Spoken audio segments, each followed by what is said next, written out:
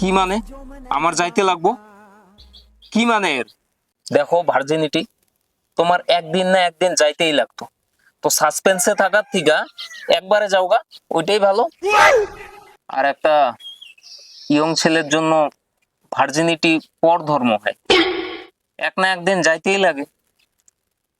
আহ, অল্প পরে আমার গার্লফ্রেন্ড আসতেছে, আমরা দুইজন মিলা তোমার গলা টিপা দিই। I hope you understand.